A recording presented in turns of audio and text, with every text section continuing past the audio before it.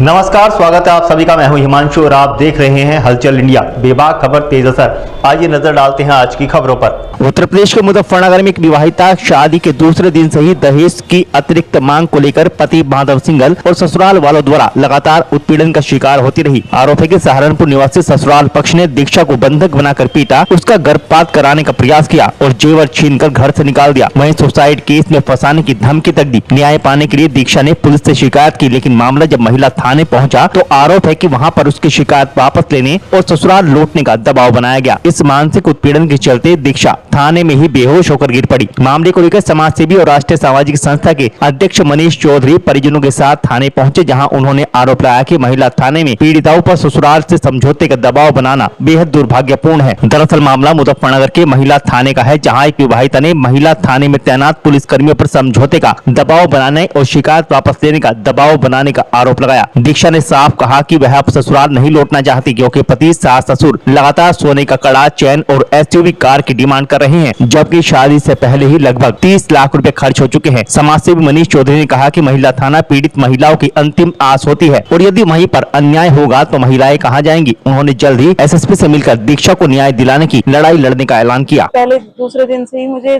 Gold के लिए, हर चीज के दहेज के लिए मुझे बोला गया जाता था कि तेरे बाप ने क्या दिया, तेरी माँ ने क्या दिया। ये रोज समान चीज फेंकते थे। रिंग, एंगेजमेंट की रिंग मेरे मुंह पे फेंक फेंक के, गोल्ड की चैन कि ये चेंज करा के ला, इसे लंबी करा के ला, मोटी करा के ला। और फिर धीरे धीरे धीरे धीरे मम्मी रोज चढ़ाती थी इन्हें। धीरे धीरे मामला रोज मार पिटाई पे आ गया। रोज मारते थे ये। कभी मैं 2 महीने की प्रेग्नेंट भी हूँ, पर मुझे खाने पीने को भी नहीं दिया जाता था। मैं अपने घर से सामान लाती थी, मुझे नहीं दिया जाता था कि माधव ही खाएगा। और मम्मी मुझे बहुत ज्यादा टॉर्चर कर रही है। मुझे सर घर का इस टाइम सारा काम करवाया जा रहा है मेरे से।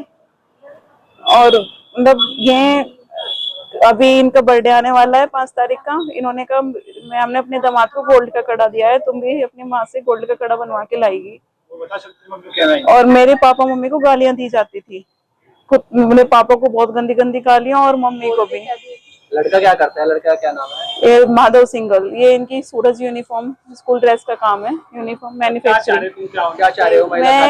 मैं इस इंसान के साथ नहीं रहना चाहती। अगर मैं गई तो ये मुझे मार दिए जाए, दोनों मार देंगे मुझे, मम्मी और ये मिलके। देखिए मान्यवर, आप देखते हैं हमारे सुरेंद्र मंगल जी हैं, जो कि नई मंडी पटेल नगर के रहने वाले हैं। इन्होंने अपनी बिटिया का 3 महीने पहले सहारनपुर शादी की थी और अरेंज मैरिज थी।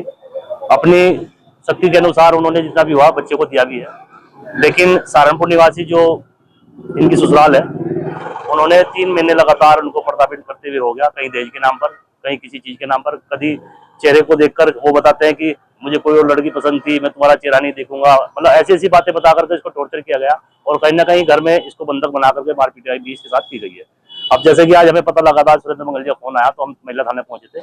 सर्वप्रथम तो देखिए, महिला थाना जो कि वैसे तो महिला की सुरक्षा की बात करता है, लेकिन कहीं ना कहीं सपोर्ट इतना महिला को नहीं किया जा रहा है, क्योंकि महिलाओं पर दबाव बनाया जाता है कि कहीं ना कहीं कि सामने वाला वो जैसे भी व्यक्ति है आप उसके साथ जाने का पूरा प्रयास करें। लेकिन जब बच्चा ही ये कह रहा है कि वहां पर मुझे पूरी जान का खतरा है, उनके पेट में जो 2 महीने का माह में उनका बच्चा पेट में पल रहा है, उसको भी मारपीट के कारण कहीं ना कहीं इन्होंने मारपीट इतनी की है कि इसको पेट में भी दर्द है। हमारा सिर्फ उनके मेडिकल में ये कहना था महिला थाने में कि इसका मेडिकल कराकर उस पर मुकदमा दर्ज किया जाए, लेकिन अभी पुलिस प्रशासन जो है समझौते का प्रयास कर रहा है और कहीं ना कहीं इसमें कुछ और सहारनपुर से भी लेगी जिसे प्रयास समझौते पर हो जाए। लेकिन हम ये चाहते हैं कि सर्वप्रथम तो लड़की का घर बसे, लेकिन अगर ऐसी करते हैं परिवार के साथ हो रही है, लड़की के साथ हो रही है, जिसे बेचारे ने अभी जीवन शुरू भी नहीं किया था, 18 वर्ष की उम्र में उसकी शादी हो गई है, तो बहुत ही जिल्लत वाली बात है।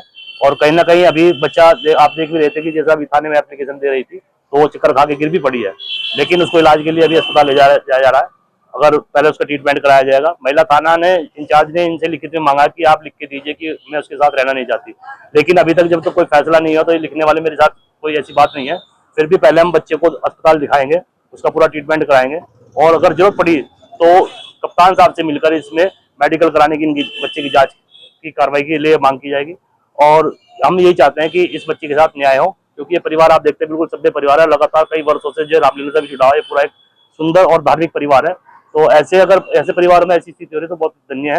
हमारा आपके चैनल के माध्यम से कप्तान साहब से भी ऐसे मामले में संज्ञान लेने की आवश्यकता है, और अगर जल्द इस मामले में कोई सुनवाई नहीं होती, सहारनपुर में एक वैश्य समाज की बहुत बड़ी पंचायत इनके घर पे ले जाई जाएगी। अगर ये नहीं मानेंगे तो लेकिन हमारा प्रयास ये है कि सर्वप्रथम तो पहले बच्चे को हम दिखाएंगे, अगर उसकी मेंटलिटी ठीक रहती है, अगर वो प्रयास करती है कि वो कहती है कि हम जाना चाहते हैं, तो हमारा प्रयास भी रहेगा, जाएगा। लेकिन अगर वो कहती है कि वहाँ पे मुझे अपनी जान का खतरा, हम नहीं जाएंगे, तो हम इस बच्चे को बिल्कुल वहाँ पे जाने नहीं देंगे। जो इनका इस हिसाब से अगर जो ये बीच कार्रवाई चाहेंगे, उचित कार्रवाई की मांग हम आपके माध्यम से करते हैं। धन्यवाद।